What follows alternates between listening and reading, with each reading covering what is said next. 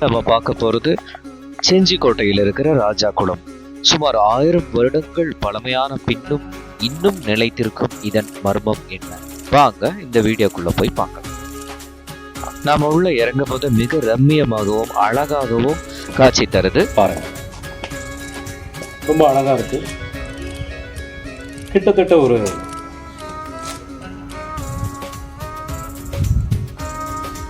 ஒரு 50 தூண்கள் வந்து இருக்கு. கிட்டத்தட்ட மிக ஒரு 50 தூண்கள் வந்து இருக்கு.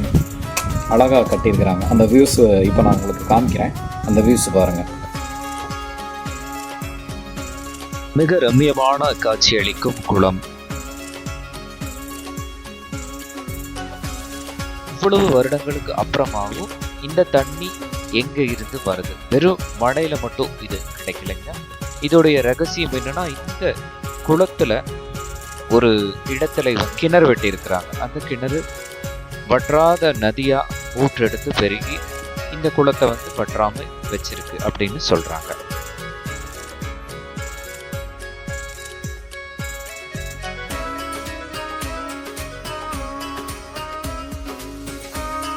பொதுவா இந்த செஞ்சிக்கோட்டைங்கிறது மிகப்பெரிய பாறைகள் சூழ்ந்த ஒரு இடமாகும்.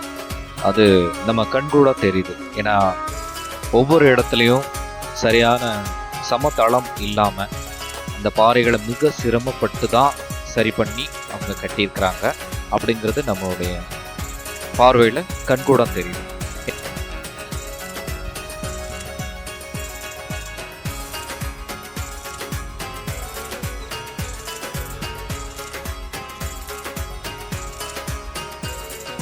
இந்த பாறைகள் பார்த்தீங்கன்னா உங்களுக்கு இருக்கு.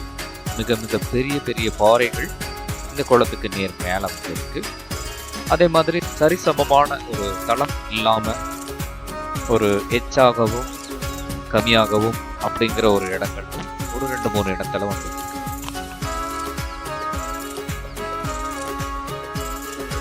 இருந்தாலும் பார்க்கறதுக்கு மிக மிக மிக அழகாக இருக்கின்றது.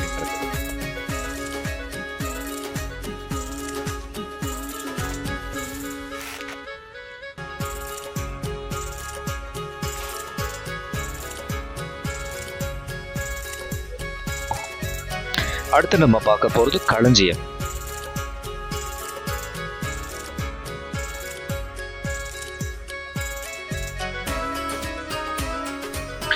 இந்த இடம் பார்த்தீங்கன்னா நோட்டீஸ் பண்ணீங்கன்னா தெரியும். அதாவது ஒரு பாறை மிக நிறைந்து இருக்கின்றது.